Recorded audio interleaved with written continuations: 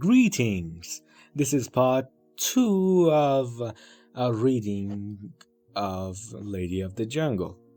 I am Sifa Skola here with you today, and I shall be reading this story to you. This is chapter 2 part, and chapter 1 part 2 by the way, so I hope you enjoy it. Is there any hope that with the meeting of the sister and the brother, the broken will be reconnected? What will Ferengis do for this meeting? Will she accept them with open arms? Will the family members accept them into the midst after tomorrow's meeting? Or will they look down at them with the same denial as before? She found no answer to her question. Sleep had fled from her eyes. She half rose and looked at her husband, who was fast asleep. His calm face gave her strength. She said to herself, God is with us. As long as this man is by my side, I fear nothing. And no one. He is Hediana's supporter. Hasn't he proven his support for us? So there is nothing to worry about. She tried hard to sleep, but she couldn't. She got up and went to the kitchen, pouring herself from a glass of milk and heading to the library instead of the bedroom. She turned on the reading lamp and took a notebook from the bookshelf. Before opening the notebook, she closed her eyes as if she were to visualize the events of the past. The first meeting between Atif and Aryan Najat took place when she was no more than 18 years old.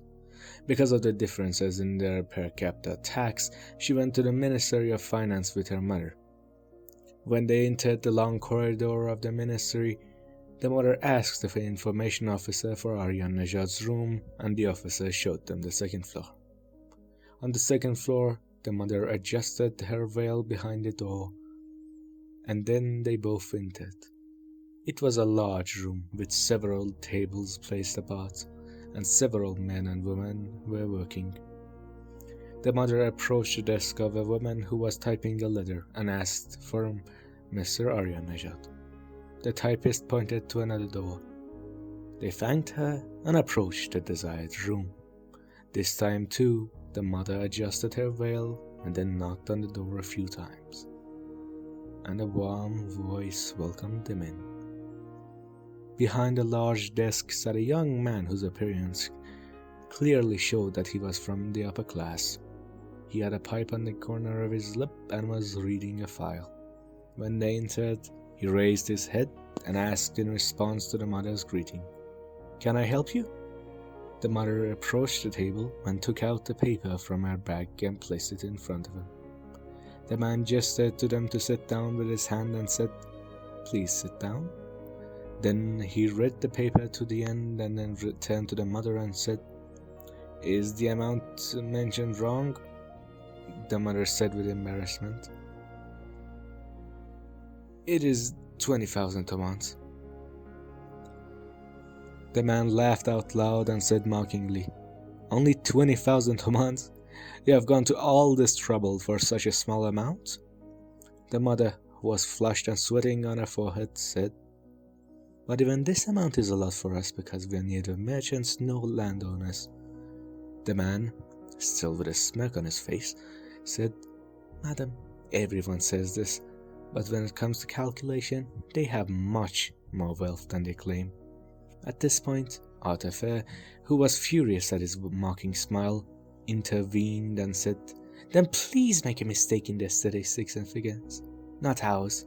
When my mother says we are neither merchants nor landowners, she is not telling a lie, and you would do better to be more careful about what you say to people, because you can even tell the truth and lies from people's faces. You're accusing my mother of lying for no reason. If we were the wealthy class of society, firstly, we would laugh at the amount you are mistaken about, just as you do, and secondly, there would be no need for us to go to all this trouble. If you see that we have come here and are standing in front of you, it is only to claim our rights. Atafe, who was nervous and spoke quickly, even her mother's gaze did not stop her from speaking. She only stopped when the man relit his extinguished pipe. The smell of tobacco made Atafe's head hurt. Aryan Nejad, who had been silent, continued this time in a milder tone and said, "I don't mean anything special, and I didn't mean to accuse your mother. If you took it that way, I apologize. Let me investigate, and then I will let you know the results." Then he turned to the mother and said, "Please call in a few days. I promise the mistake will be fixed by then." The mother thanked him, and he got up from behind the desk to see them off. At home, Atafe was rebuked by her parents. The mother said, "What was that you did? You made Aryan Nejad angry, and we will have to pay 20,000 tomans."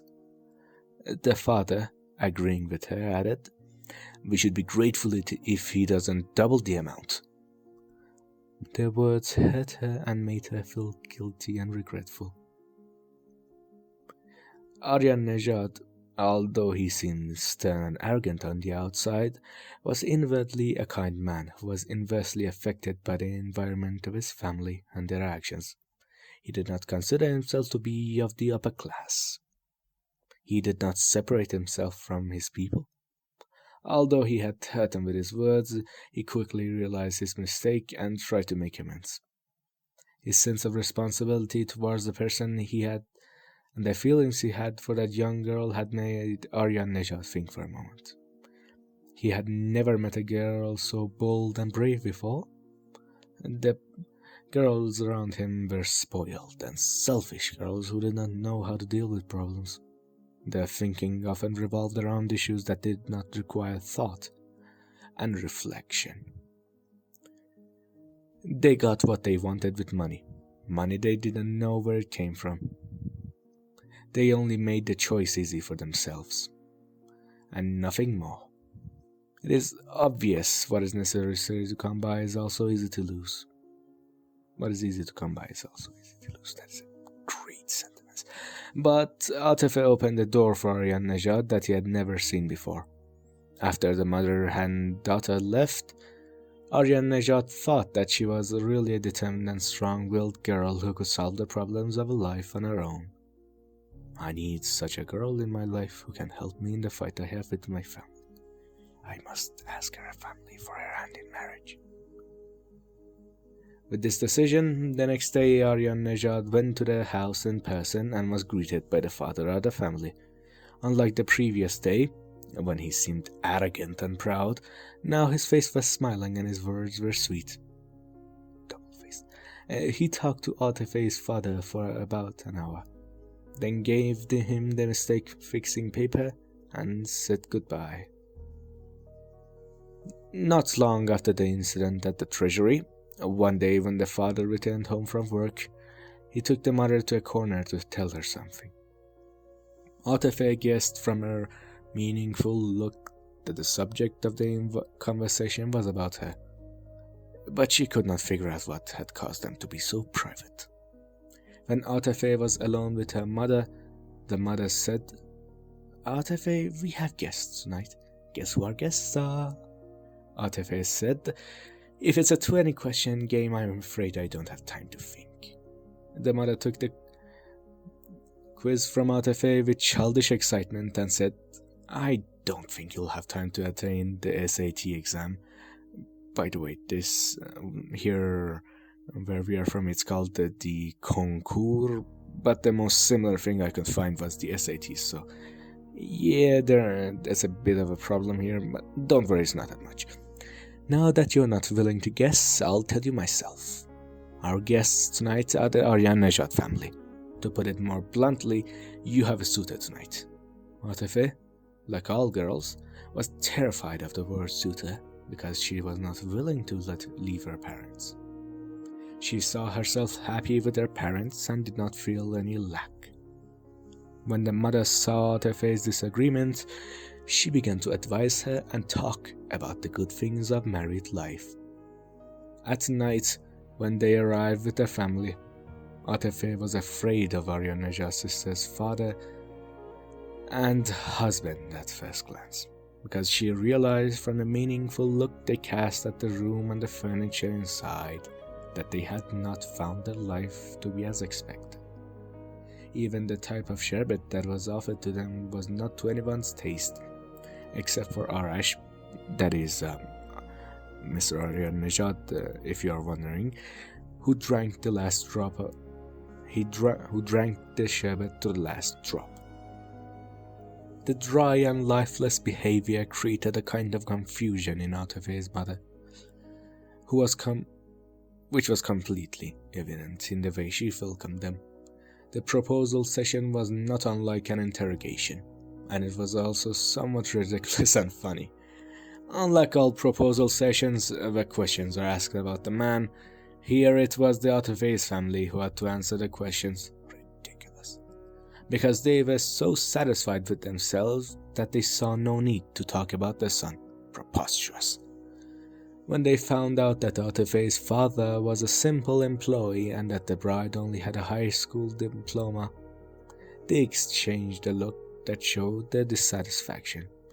Atife could see that Arash was unhappy with the atmosphere of the ceremony and was trying to turn the cold and harsh atmosphere of the room into a warm and friendly environment.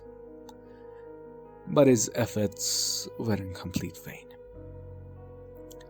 When the questions and answers were over, Farangis, Arya Najat's sister, looked at her watch and stared at as her husband.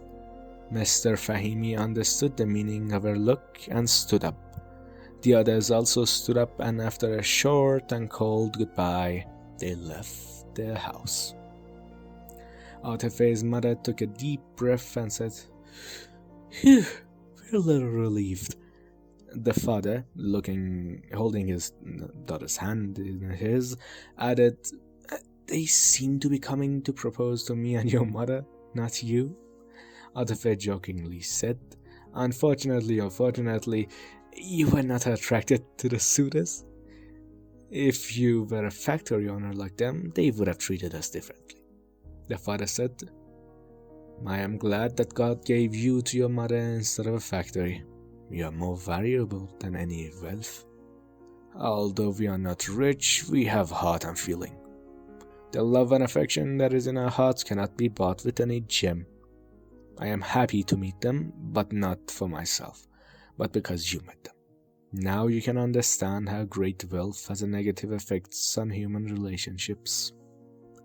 The difference between the rich and the middle class is not the requirement of creation, because all human beings are of the same essence with similar instincts. They are all trying to reach their destination. Now, what is this destination? What is the way to reach it? This is where people's paths diverge. My daughter, since they were our guests, it was our duty to respect them. But these people have no value to me outside of the house. They are gone, and I don't think they will be back. But if you ever marry a rich man, don't forget one thing. Don't let money and wealth make you their slave. There are those who have sacrificed their peace of mind for the sake of preserving and maintaining their wealth. If you cannot use what is given to you in the best possible way and for the benefit of the people, know that you have sold yourself for gold." That was, I think, the entirety of chapter 2. I honestly tried to make it a bit better, but sorry if I am being a bit incessant. So, yeah. I hope to see you all. See is a bit ironic here. I hope to see you all later, and goodbye.